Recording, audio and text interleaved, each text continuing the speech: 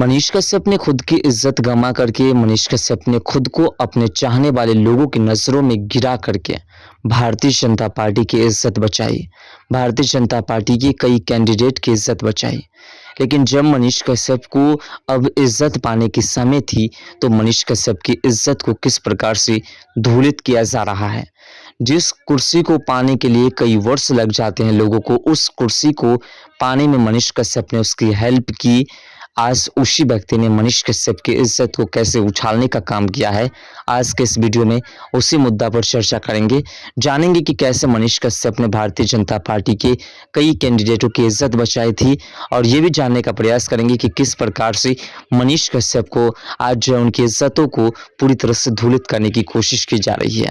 और साथ साथ मनीष कश्यप भारतीय जनता पार्टी के किस प्रकार के कैंडिडेट अब रह चुके हैं, किस प्रकार से मनीष कश्यप को 2024 लोकसभा चुनाव में जो प्रचार करवा करके उसके बाद मनीष कश्यप को उस बाजा की तरह फेंक दिया गया। जो बाजा स्टार जब प्रचार होता है किसी कैंडिडेट का तो प्रचार में उस बाजा को बजा करके सभी क्षेत्र में यूज किया जाता है और उसके बाद उस बाजे को किसी कबाड़े खाने में फेंक दी जाती है।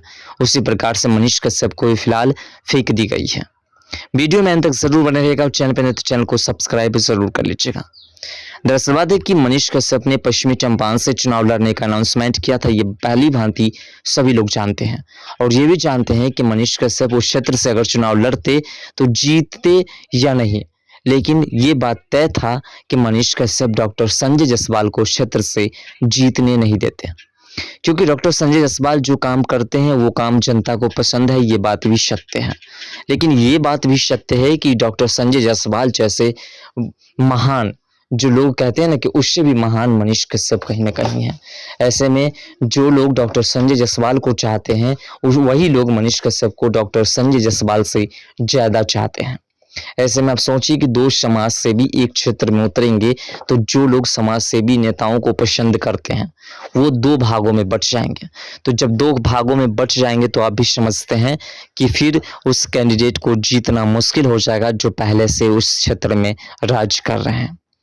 ऐसे में विपक्षी पार्टी को फुल फायदा मिलेगा। जैसे कि आपने काराकाट में देखा किस प्रकार से उपेंद्र कुशवाहा पूरी तरह से हार गए, और उपेंद्र कुशवाहा ही नहीं हारे बल्कि पवन सिंह भी हार गए और दूसरे ने बाजी मार लिया। तो उसी प्रकार से होता तो मनीष कश्यप ने उस क्षेत्र से अपने आप का जो पूरा प्रचार उच्चार था, मनीष कश्यप ने जितना लोगों के बीच जाकर के अपने बारे में बताया था उन सभी को समझिए फिर से मनीष कश्यप ने वापस ले लिया।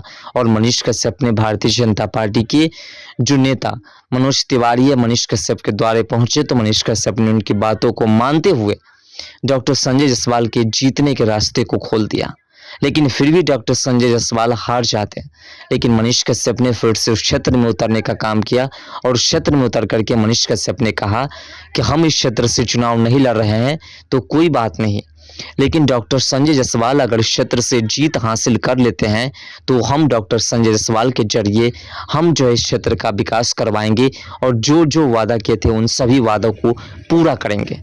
और इस प्रकार से डॉक्टर संजय जायसवाल को क्षेत्र से जीत मिली।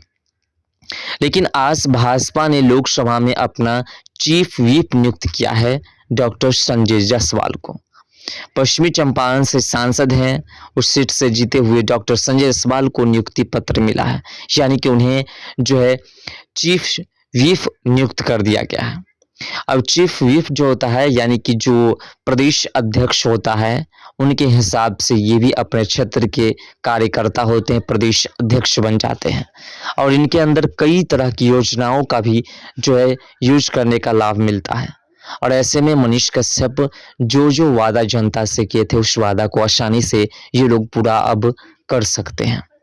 लेकिन कैसे ये बदल रहे हैं आगे हम आपको विस्तार से समझाएंगे। लेकिन ये जानिए कि किस प्रकार से मनीष कश्यप को हॉर्न जैसे हॉर्न माइक बाजा होते हैं ना, प्रचार में उस बाजा को खूब घुमाया जाता है और जैसे प्रचार खत्म हुई उसके बाद उस बाजे को कबाड़ा में फेंक दिया जाता है।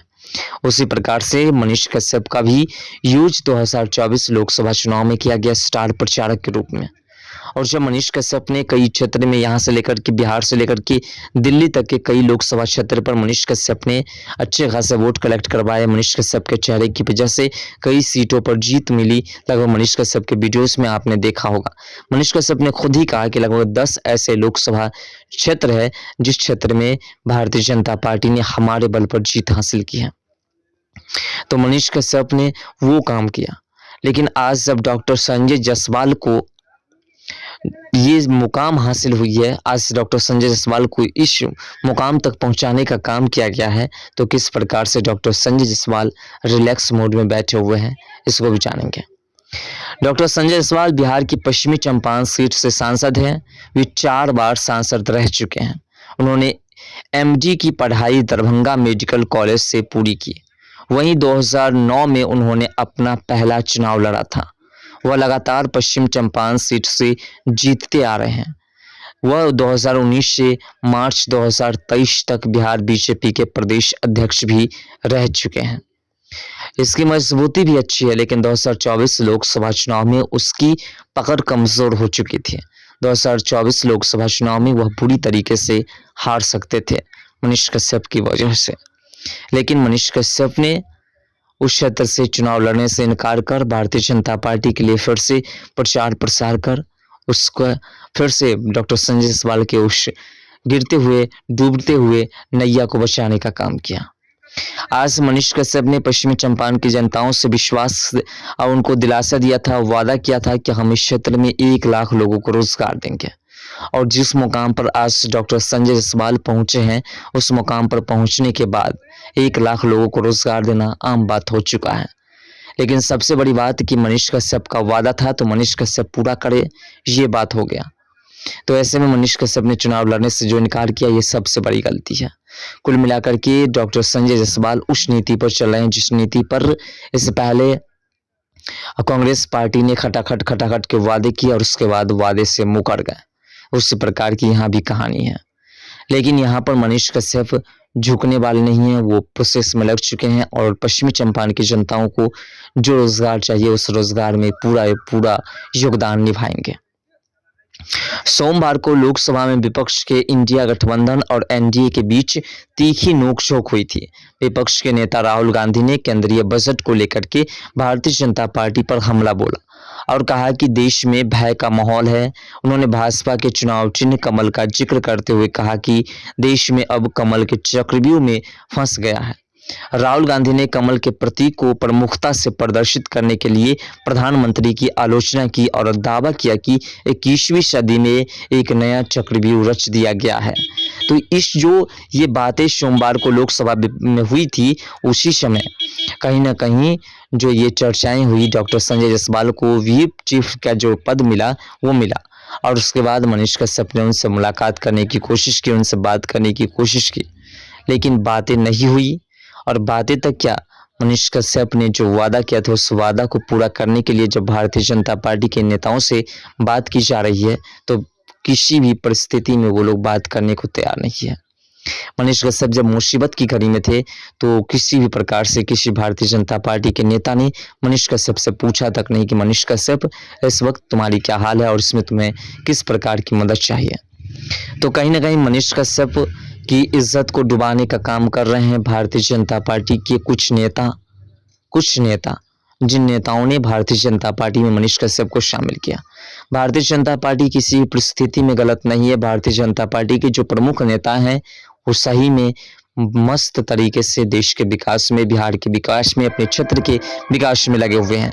फिलहाल आपके हिसाब से क्या है, क्या लगता है आपको कि मनीष कश्यप ने जो वादा किया था वो वादा पूरा होगा या नहीं? अपना राय कमेंट सेक्शन में जरूर दीजिएगा। तो मिलते हैं नेक्स्ट वीडियो के साथ, तब तक के लिए बाय।